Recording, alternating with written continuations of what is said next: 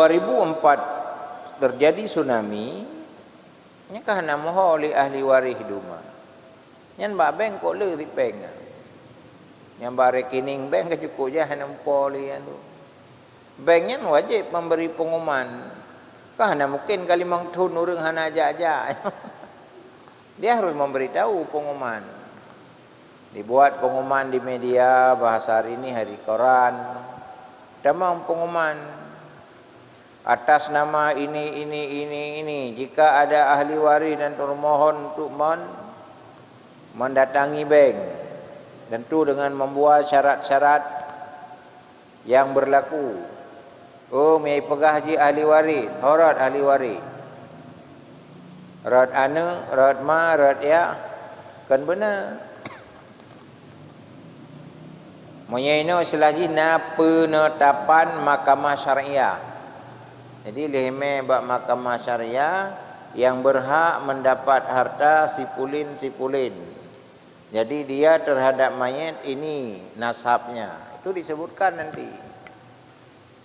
Setelah itu proses semua tidak ada yang datang, maka itu kembali kepada Baitul Mal. Jadi milik agama, harta milik agama. Le nya rekening baronya pasca tsunami cukup banyak juga. Gaje peng Baitul Mal orangnya kok le. Termasuk harta mayat duma. Jadi mereka ekonominya kuat sebenarnya. Pakai ni Cina je ipegot. Cina sistem ekonomi Cina.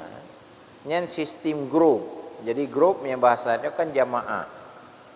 Jadi menyatakan kenapa bisa politik secara berjamaah, ekonomi berjamaah tidak bisa. Kenapa ekonomi Cina kuat? Karena dia berjamaah dalam ekonomi. Hana tidak Cina. Menyawai PT Budi. Ya, nanji PT Budi Trisakti. Tri maknanya 3, Sakti 3 kekuatan, Hero Toki Cina. Olehnya di Indonesia yang disebut dengan 9 Taifan Cina. Sistemnya adalah PT yang terbesar, ada unit PT, di bawah PT ada CV, di bawah CV ada unit CV, di bawah CV ada usaha. Semua rekeningnya kembali ke induk. Poin tabla orangnya. Madu merhet dalam kantong Cina orangnya. Indomaret matang hauronyo data terakhir itu 14.200 Indomaret seluruh Indonesia. Jadi sabah Indomaret matang bekle dah kenti ura sisi juta itamal lang kantong heri tanau. 1 tahun berapa triliun? Itu fee saja. Makai Cina yang tirai du itamang peng, tirai itamang peng, tirai grup itamang peng. Sistem sistem yang dibangun. Itanya mihana tamita peng hana bantakit ka hana peng. Karena tiro kekuatan kaya tiro ban musibah kabe. Inilah hari ini Cina menguasai dunia sisi ekonomi. Karena dia membangun ekonomi grup. Itulah jamaah ada dalam Islam. Itanya orang Islam ada tembangun kaya sendiri-sendiri. Tidak ada kekuatan ekonomi. Maka hari ini kita kalah bidang ekonomi, kalah bidang politik, orang bersatu dalam politik. Katanya hanya politik sendiri-sendiri. Artinya partai A ya partai A tidak mau bergabung. Mereka orang kafir terus dia titip kadernya. Apapun dia dalam partainya, dia utusannya, lalu dia punya misi dalam utusannya. Jadi pakai noronyo di Indonesia hek baik peglah karena semua partai itu umumnya ada titipan mereka. Jadi terjadilah noronyo kekuatan politik yang tinggi, dia kuasai ekonomi, dikuasai para pejabat. Maka sangat sulit menyelesaikan perkara-perkara politik negara. Nah, kan terjadi uranya kan fakta kan demikian. Maka harta yang lubeh kembali kepada dari Baitul Mal semuanya seandainya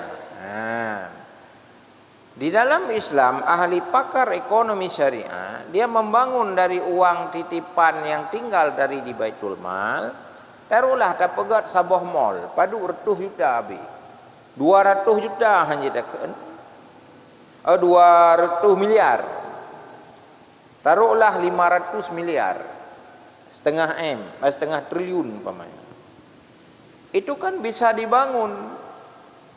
Sehingga di situ bisa menampung lapangan kerja orang Islam, bisa memurahkan barang-barang. Kenapa? Modal dari Baitul Mal, modal dari umat. Jadi dia ciptakan lapangan kerja, sehingga terjadi menguasai ekonomi. Jadi urang tanya je tamang kerja. Po syarat kerjaan terus beriman, benar salat, begad akai, je atur. Onian barang murah, pakan je tak murah barang karena modal umat kan.